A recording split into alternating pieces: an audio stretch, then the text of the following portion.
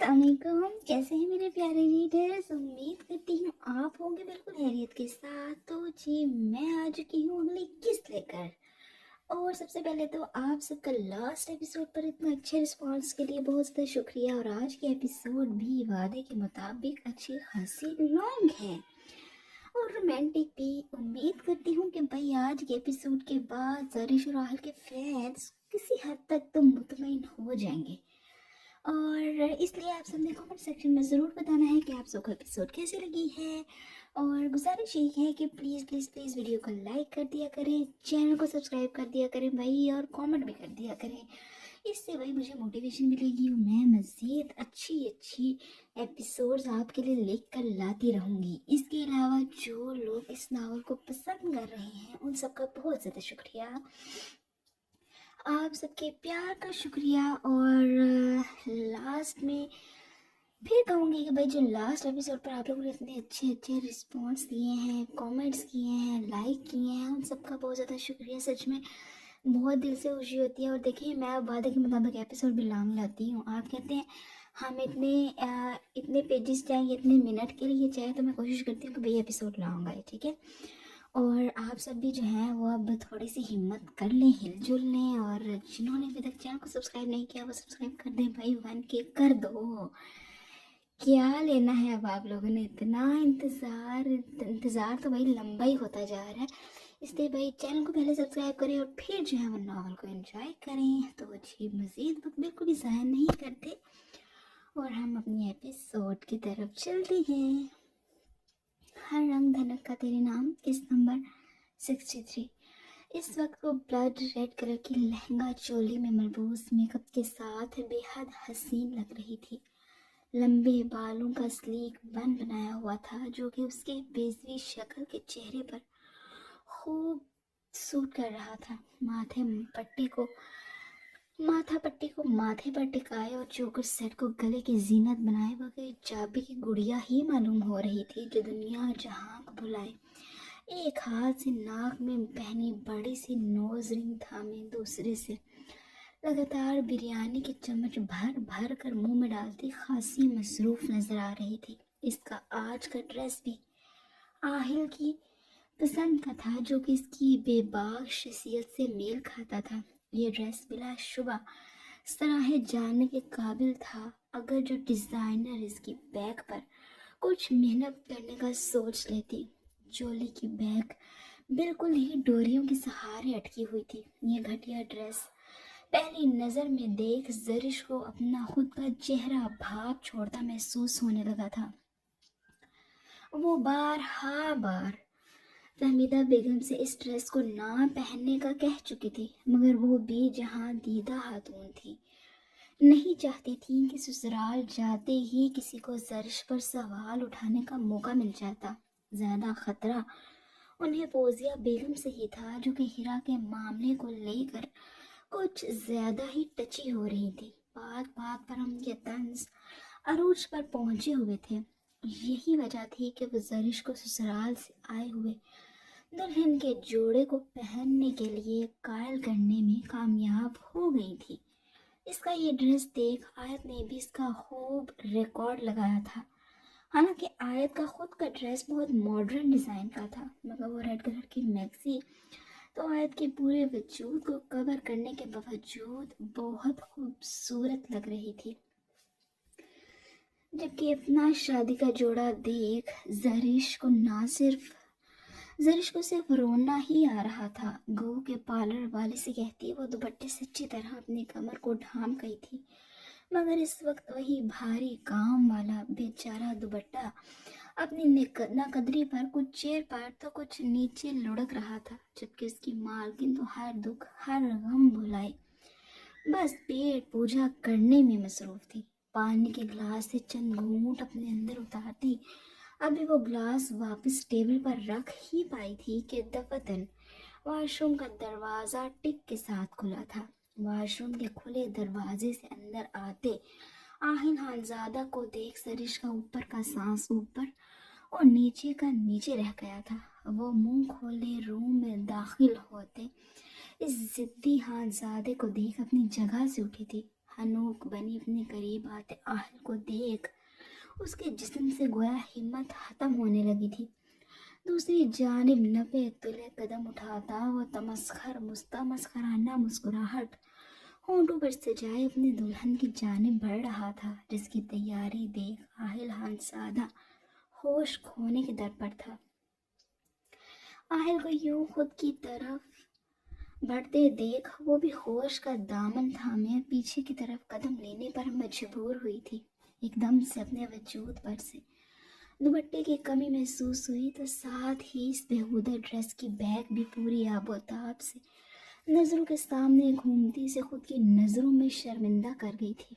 आहिल से नजरें चुराती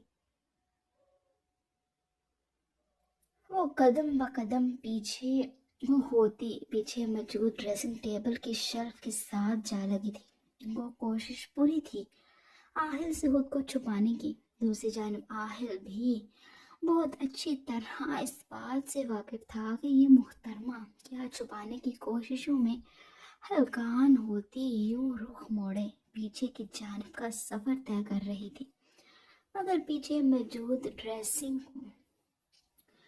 ड्रेसिंग को देख वो अपनी इस बिल्ली को खुली छूट दे गया था कि जितना भागना चाहती हो भाग लो, क्योंकि आना तो उसे बहरहाल उसके हिसार में ही था। अपनी मुस्कुराहट लबों में दबाए वो भी सरिश के करीब पहुंचता उसके इर्द गिर्द अपने दोनों मजबूत बाजू टका गया था। जरिश से इसकी बोलती बेबाक नजरों में देखना वो हाल हुआ था जो इस वक्त सफ़ेद शलवार कमीज में मलबूस दोनों बाजू कोनियों तक फोल्ड किए इस पर मुकम्मल तौर पर छाया हुआ था। इसकी शेरवानी कहाँ थी वो नहीं जानती थी। जानती तो वो ये भी नहीं थी कि जिससे वो अपना आप छुपाने में हलकान हो रही थी वो तो मुस्कुराती आंखों को शरारती मुस्कुराहट अपने होंठों में दबाए इस दिलकश और दिल फरेब मंजर से खूब लुत्फानंदोज हो रहा था। ड्रेसिंग मिरर में उभरते अक्स पर नजर उठी तो बेसाख्ता वो जरा सा जरिश के कान के करीब झुकता कुछ बेबाक अल्फाज इसकी समात को सौंप गया था, जबकि आखिर हानसादा के हिलते होंठ का लम्स अपने कान की लो पर महसूस करती वो बेहोश होने के दर पर थी। पहले ही मैं दिल का मरीज था, फिर उसकी कमर पे काला तिल। वल्लाह चंद सेकंड्स लगे थे आहिल की बात को प्रोसेस होने में, मगर जैसे ही कानों से दिमाग तक ये अल्फाज पहुंचे थे जरिश का खूबसूरत चेहरा कानों की लो तक सुर्ख पड़ा था। फौरन से पहले अपने फुल स्लीव्स में मौजूद बाजू अपनी कमर तक ले जाती जितना हो सका था खुद को आहिल की नज़रों से छुपाने की नाकाम कोशिश कर गई थी, जबकि आहिल को यूं से खुद से छुपाना बहुत बुरा लगा था, मगर वो इस खूबसूरत रात को अपने गुस्से की नज़र नहीं करना चाहता था। खुमार आलूद नज़रें जरिश के चेहरे के हर नक्श को छूती हमेशा की तरह उसकी आँख के पास मोटे ब्राउन तिल पर जा ठहरी थी। जरिश भी आहिल के नज़रों से घबराती वहाँ से गायब हो जाने की ख्वाहिशमंद थी, मगर खुद पर काबिज इस जिन का क्या करते जो उसके गिर्द बाजू टिकाए इसके भागने की तमाम राहें बंद कर चुका था। फिर आहिल को अपने चेहरे पर झुकता देख उसके कंधे पर अपना हाथ रखते से वहीं रोक गई थी। दूसरी जानिब आहिल जो कि बेखुदी के आलम में इसके होंठों पर अपनी नजरें टिकाए इन पर अपना लम्स छोड़ने को बेताब था। जरिश की इस हरकत पर होश में आया था। माथे पर बल और आंखों में सवाल लिए हुए इस छोटी सी लड़की को देख कर रह गया था। ये लड़की तो सादगी में ही आहिल को चारों शाने चुत करने का हौसला रखती थी। फिर इस वक्त इसकी ये तैयारी तो आहिल को बिन पिए ही बहकने पर मजबूर कर रही थी, मगर इसका ये गुरेज अब आहिल को शदीद गुस्से से दो चार कर रहा था। ये क्या हरकत थी? जरिश का अपने कंधे पर मौजूद नाजुक हाथ अपनी सख्त गिरफ्त में लेता आहिल सख्ती से इस्तफसार करने लगा था। जितना वो नरमी बरतना चाहता था उतना ही लड़की उसका जब्त आजमा रही थी। आपको नहीं पता कि ये क्या हरकत थी? मुझे आपसे अभी कोई ताल्लुक कायम नहीं करना। आहिल के गुस्से पर डरने के बजाय वो संजीदगी ساحل کی آنکھوں میں آنکھیں ڈال کر بولتی آہل کو مزید اپیل کرنے لگی تھی۔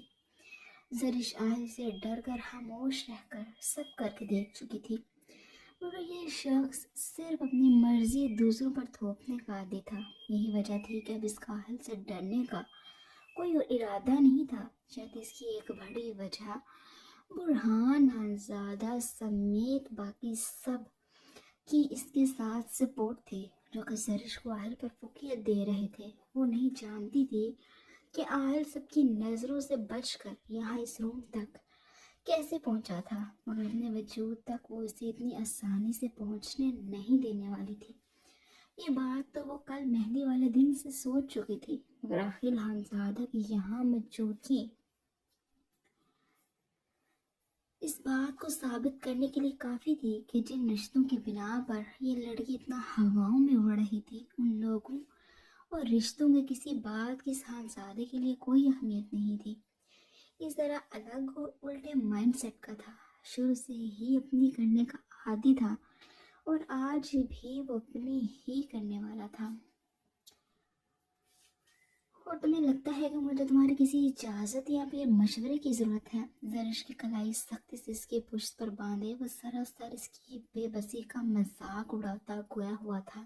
وہ ضبط سے لال پڑتا چہرہ اور آگ اگلتی نظریں زرش کو بھی خوف میں مبتلا کر رہی تھی۔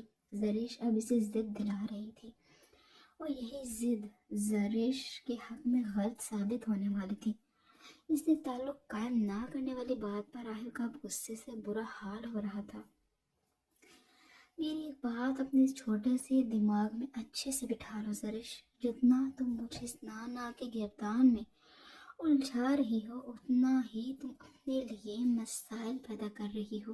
اب کی بار زرش کو کمر سے تھامے وہ اسے بالکل اپنے ساتھ لگاتا اس کے کان میں جھکتا پھنکارا تھا، جبکہ آخر کی سخت اندر کو گھستی انگلیاں زرش کو شدید تکلیف سے دوچار کر رہی تھی، مگر اپنی ضد سے تو وہ بھی پیچھے ہٹنے کو تیار نہیں تھی۔ بغیر پلکیں جھپکائے وہ نڈر انداز میں اہل کی آنکھوں میں اب بھی بے خوفی سے دیکھ رہی تھی۔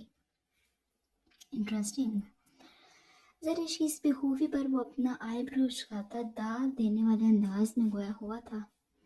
ماننا پڑے گا تمہارے یہ جنگلی بلی والے اور خصوصاً بیوی والے انداز مجھے زیادہ اپیل کر رہے ہیں۔ ایک بازو میں زرش کے نازک وجود کو قید کیے، جبکہ دوسرے ہاتھ کی شہادت کی انگلی سے اس کی تھوڑی کو اوپر کرتا وہ فدا ہونے والے انداز میں بولتا۔ زرش کو زہر سے بھی برا لگا تھا۔ آہل کی سلگتی سانسیں اتنے قریب سے اپنے چہرے پر محسوس کرتی وہ سرخ پڑی تو ساتھ ہی اس کی خمار آلود آنکھوں میں ابھرتے تقاضے دیکھ وہ آہل سے نظریں چرا گئی تھی۔ ارے ارے ایسے کیسے جناب، ابھی تو اصل کھیل شروع بھی نہیں ہوا اور ابھی سے ہی تم تو نظریں چرانے لگی ہو۔ زرش کو خنوس تھوڑی سی تھامے اس کا چہرہ بالکل اپنے روبرو کرتے نظریں پھیرنے پر گہری چوٹ کر گیا تھا۔ زرش اب بھی اس ایک نظر سے نوازتی نظریں اس کے پیچھے موجود منظر پر مرکوز کر گئی تھی۔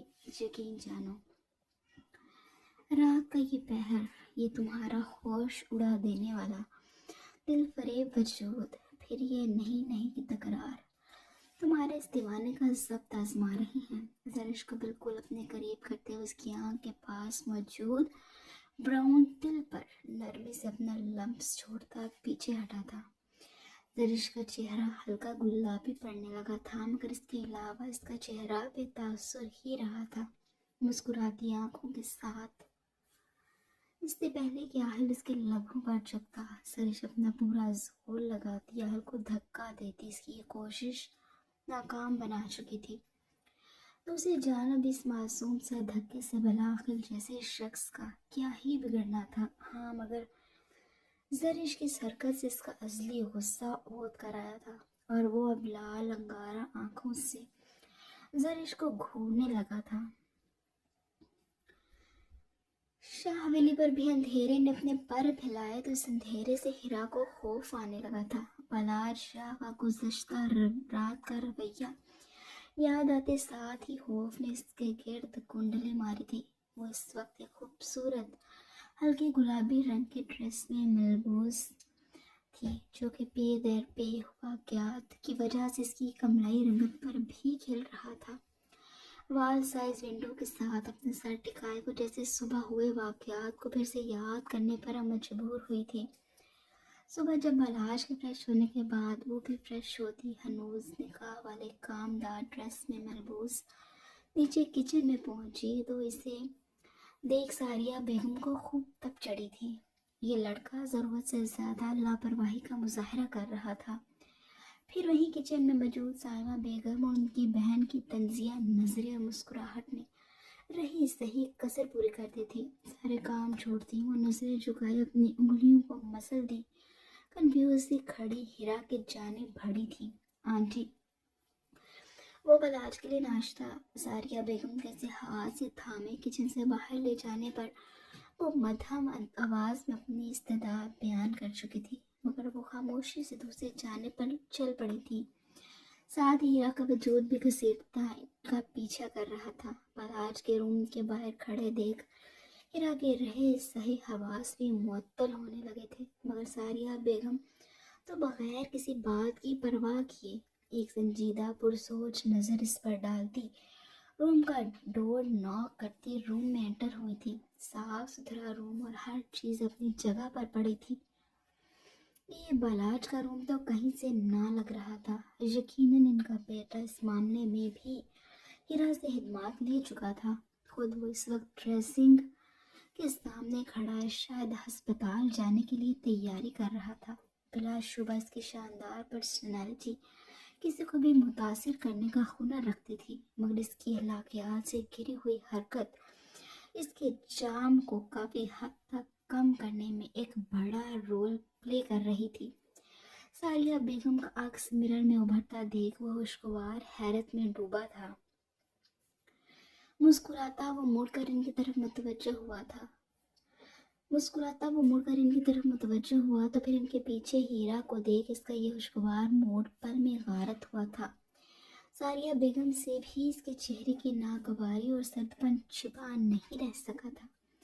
इन्हें बलाज से इस कदर लापरवाही की उम्मीद बहरहाल नहीं थी। अपनी बीवी की जिम्मेदारी से भागने वाले मर्द नाम पर किसी बदनुमा दाग से कम नहीं होते।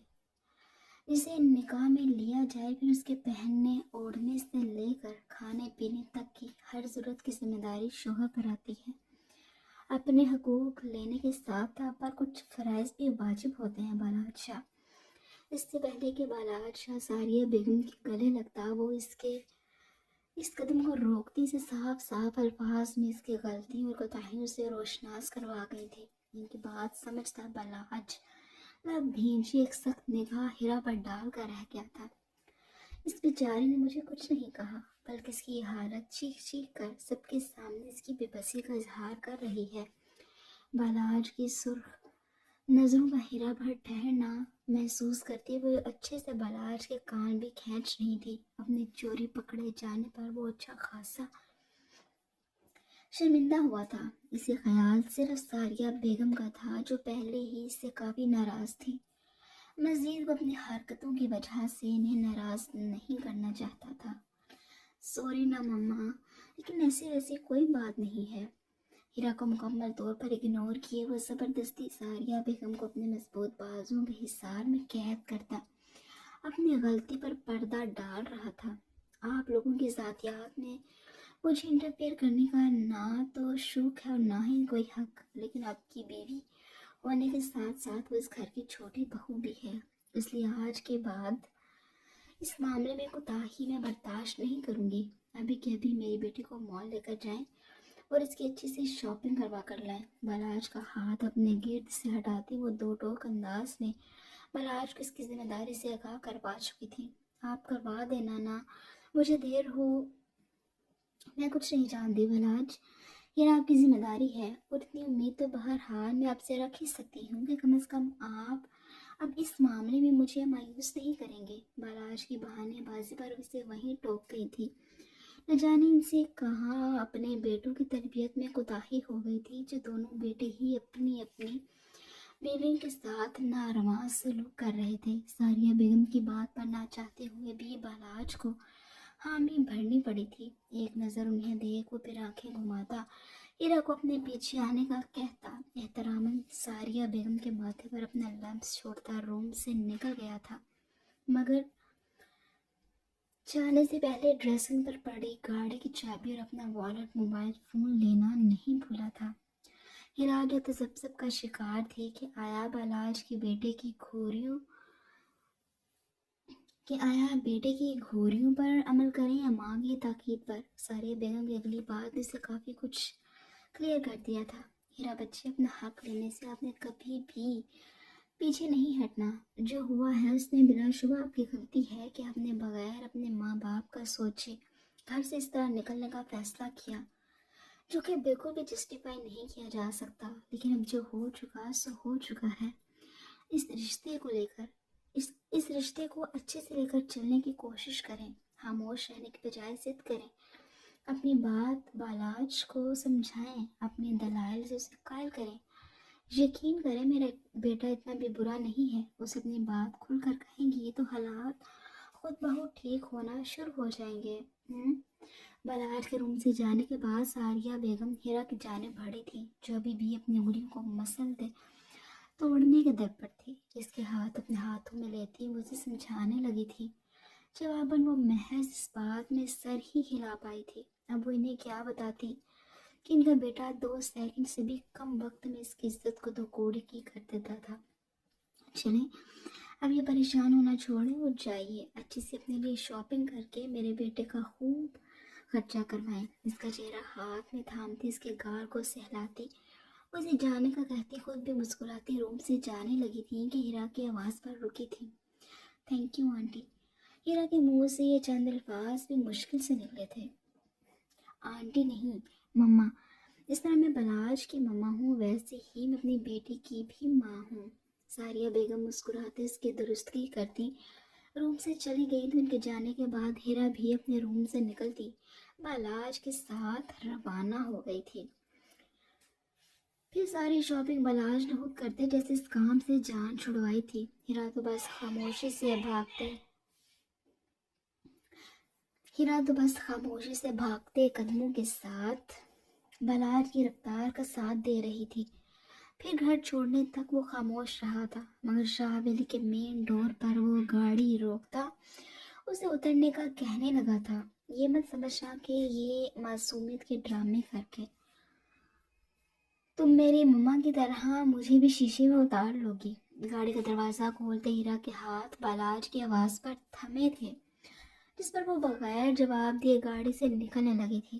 اپنا انگلیاں درست رکھو، اس شاہ ویلی کی چھوٹی بہو بننے کا کردار بخوبی ادا کرو، مگر میری زندگی میں تمہاری جو جگہ ہے وہ تم یقیناً میری کل رات کے رویے سے سمجھ چکی ہوگی۔ خیر نکلو اب گاڑی سے، مجھے دیر ہو رہی ہے۔ آنکھوں پر سن گلاسز لگائے وہ ہیرا کو اپنے ہر لفظ سے گہری تکلیف پہنچا رہا تھا۔ اس کی گاڑی سے اترنے پر وہ زن سے گاڑی بھگاتا ہسپتال کی طرف روانہ ہوا تھا، جبکہ ہیرا وہیں کھڑی جانے کتنی دیر دور جاتی گاڑی کی دھول پر اپنی نظریں مرکوز کیے غیر مرئی نقطے کو گھورتی رہی تھی۔ ابھی سر جھٹکتی وہ گھر آنے کے بعد سیدھا روم میں بند ہوئی تھی۔ سارا دن وہ یوں ہی خاموشی سے روم میں بند رہی تھی۔ میرا اور ساریہ بیگم نے آ کر اس سے بات کرنے کی کوشش کی تھی، مگر پھر دونوں ہی اس کی حالت کو سمجھتے اسے وقت دیتی اپنے روم میں چلی گئی تھی، جبکہ خود وہ ایک شاپنگ بیگ میں سے یہ ہلکے گلابی رنگ کا ڈریس فریش ہو کر پہن چکی تھی، جبکہ باقی کا سارا سامان جوں کا توں شاپنگ بیگز میں پڑا تھا، جو کہ شاید ملازمین بالاج کے کہنے پر اوپر روم میں پہنچا چکے تھے۔ پاس موجود سڑک پر گزرتی کسی گاڑی کا ہارن بجا تو ہیرا بھی سیدھی ہوتی تمام سوچوں سے چھٹکارا پاتی۔ نظریں وال کلاک پر ٹکا گئی تھی، جو کہ رات کے 11 بجا رہی تھی۔ وہ اس وقت کھڑکیوں سے اندر کو جھانکتی دیکھ اندھیرے سے خوف کھانے لگی تھی۔ ایک اور رات وہ بالاج کی ضروریات پوری کرنے اور تکلیف دہ سرگوشیوں میں نہیں گزارنا چاہتی تھی، اس لیے اس کی کوشش تھی جتنا جلدی ہو سکے وہ بالاج کے آنے سے پہلے سو جائے۔ اپنی اسی سوچ پر عمل کرتی اس وقت وہ پردے کھڑکیوں کے آگے کو سرکاتی ڈم لائٹ آن کرتی لحاف اوڑے سونے لیٹ چکی تھی۔ کچھ دیر کے بعد ہی صحیح نیند اس پر مہربان ہو چکی تھی۔ آہل خانزادہ کی سرخی مائل آنکھیں زرش کی ریڑھ کی ہڈی تک میں سنسناہٹ پیدا کر چکی تھی۔ ایک دم سے اسے کچھ بہت غلط ہو جانے کا احساس ہوا تھا۔ پھر وقت کے ساتھ آخر خانزادہ کی آخری گرفت جو اس کی کمر پر بڑھتی ہی جا رہی تھی، چہرے پر موجود اس کے دوسرے ہاتھ کی گرفت میں اب تمام نرمی مفقود ہو چکی تھی۔ اس کی آگ کھولتی نظروں میں زرش کا دیکھنا دوبھر ہوا تھا، مگر اگلا لمحہ اس کے رہے سہے حواس بھی معطل کرنے لگا تھا جب آہل خانزادہ پوری شدت سے اس کے نرم لبوں پر اپنی گرفت ماتھے سے پھٹ پھرانے پر مجبور کر گیا تھا۔ بن پانی مچھلی کی مانند وہ اس وقت آہل کی سخت گرفت میں مچلتی اور مزاحمت کرتی آہل خانزادہ کو مزید ضد دلا رہی تھی۔ اس سے پہلے کہ آہل کا لمس اس کے ہونٹوں سے ہوتا مزید کسی طرف پیش رفت کرتا، زرش ہوش و حواس سے بیگانہ ہوتی آہل کے بازو میں جھول گئی تھی۔ اس کی یہ حالت دیکھ آہل کچھ ہوش میں آیا تھا۔ بے وقوف لڑکی، جب مجھ سے لڑنے کی ہمت خود میں نہیں تھی تو جھانسی کی رانی بننے کی بھی کیا ضرورت تھی؟ اس کی ناک کے قریب لے جاتا، اس کی مدھم چلتی سانسوں کا رقص محسوس کرتا، وہ نفی میں سر ہلاتے اسے اپنے مضبوط بازوں کے حصار میں قید کر گیا تھا۔ درش کے ٹھنڈے پڑتے وجود کو اپنے بازو میں اٹھائے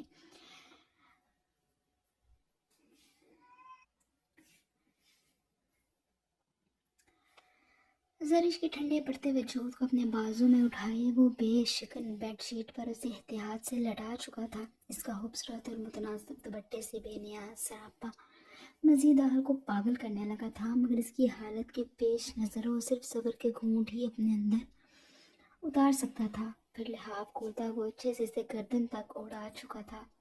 ہر طرح کی تسلی کے بعد اب وہ دونوں کا ہاتھ کمر پر ٹکائے ایک نظر گھڑی کو دیکھ کچھ سوچنے لگا تھا۔ رات کافی ہو چکی تھی، مگر اتنا وقت پھر بھی نہیں ہوا تھا کہ روم سے نکلنے پر کسی کی نظر اس پر نہ پڑتی۔ پھر وہ دونوں شیطان کے چیلے ماہد اور راحت تو یقیناً اس وقت بدروحوں کی طرح حویلی میں گھوم رہے ہوں گے۔ اپنا موبائل فون نکالتا وہ شہریار کو کال ملا چکا تھا، اب وہی اس کی کوئی مدد کر سکتا تھا۔ دوسرے بھولے میاں یعنی کہ فارس صاحب، وہ بھی بغیر وقت کا خیال کیے ناگہان کا پٹارا کھولتے اس کا سر کھانے لگ جاتا۔ اس لیے شہریار ہر لحاظ سے ٹھیک لگا تھا۔ دوسری طرف بیل تو جا رہی تھی، مگر کال ابھی تک اس نے نہیں اٹھائی تھی۔ دوسری یا پھر تیسری کال پر بالآخر شہریار کی سوئی سوئی بھاری آواز موبائل کے اسپیکر پر گونجی تھی۔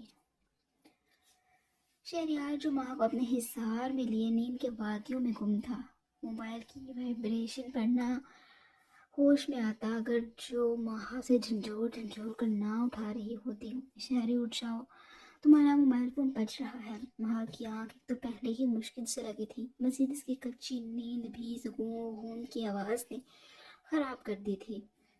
گر دوسری جانب تو شہریار گدھے گھوڑے سب بیچے سویا ہوا تھا۔ شہری تمہیں خدا کا واسطہ ہے اٹھ جاؤ۔ اب کی بار ماں نے اس کے بالوں کو تھامتے ہلکا سا جھٹکا دیا تو جا کر شہریار کی آنکھ کھلی تھی۔ موندی آنکھوں سے ہلکا نمبر اسکرین پر دیکھ وہ کال یس کرتا کان کے ساتھ موبائل فون لگا چکا تھا۔ شہری 2 منٹ سے پہلے اپنے ڈاکٹر کے سامان لیے میرے روم میں پہنچ۔ کال اٹھاتے ہی ہلکے بے قرار اور کسی حد تک غصے سے بھری آواز شہری کو مکمل ہوش دلا گئی تھی، اور دھیان سے کسی کو پتہ نہیں چلنا چاہیے کہ میں حویلی میں ہوں۔ اس سے پہلے کہ شہریار سوال کرنے کے لیے منہ کھولتا، آہل کی بات پر وہ اپنے لب سی گیا تھا۔ پھر کال کرتا ماں کو آرام کرنے کا بولتا وہ اپنی کٹ سمیت آہل کے روم کی طرف بڑھ چکا تھا۔ ماں نے بھی اتنی پرواہ نہیں کی تھی کیونکہ اکثر ہی شہریار رات کو فوزیہ بیگم کو چیک کرنے ان کے روم میں پہنچا ہوتا تھا، اس لیے سب نارمل کا سوچ کر وہ پرسکون انداز میں سونے لگی تھی۔ ایک پہلے ہی سارے دن کی تھکاوٹ تھی جس کی وجہ سے اس میں بالکل بھی ہمت نہیں تھی کہ وہ مزید شہریار سے پوچھ گچھ کرتی۔ دوسری جانب آہل جو لگاتار روم کے چکر کاٹ رہا تھا، دروازے پر ہوتی ہلکی سی ٹک ٹک پر فوراً سے پہلے وہ دروازہ کھولتا شہریار کو اندر آنے کا راستہ دے گیا تھا، بلکہ شہریار بھی سامنے بیڈ پر لیٹی ہوش سے بیگانہ زرش کو دیکھ تمام سوالات ایک طرف کرتا بیڈ کی طرف بڑھا تھا۔ اوہ گاڈ! لالا اسے کیا ہوا ہے؟ اس کا بلڈ پریشر چیک کرتا سخت پریشان لگ رہا تھا۔ پتہ نہیں یار، تھوڑی دیر پہلے تو اچھی بھلی تھی، پھر پتہ نہیں کیا ہوا اسے ایک دم آخر بھی سنجیدگی سے گویا ہوا ہے یا کیا گیا ہے؟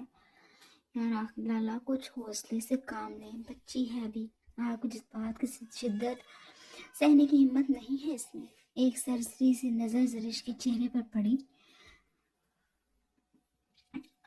تو وہ کافی کچھ سمجھ چکا تھا۔ اپنی مسکراہٹ دباتا وہ بھی بے فکری سے گویا ہوا تھا۔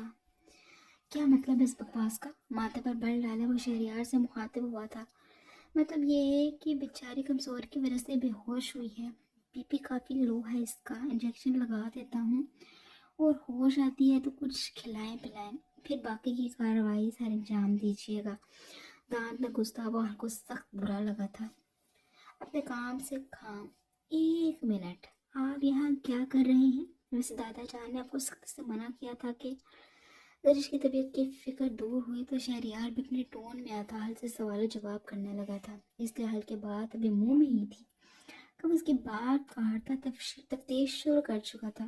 منہ بند کرو اور چلتے بنو یہاں سے، اگر یہ خبر باہر نکلی تو تیرے باپ بننے کا ڈنڈورا بھی میں پیٹ دوں گا۔ شہریار کی بات پر آہل نے فوراً سے پہلے اپنی پولیس گیری جھاڑتے سے چپ کروا دیا تھا۔ آہل کو یہ خبر اسے دن پتہ چل گئی تھی جس دن شبو میڈم حویلی سے بھاگی تھی، کیونکہ نادنستی میں ہی وہ شہریار اور مہا کی گفتگو سن چکا تھا، مگر یہ خبر یہاں کام آنے والی تھی تب وہ بھی کہاں جانتا تھا۔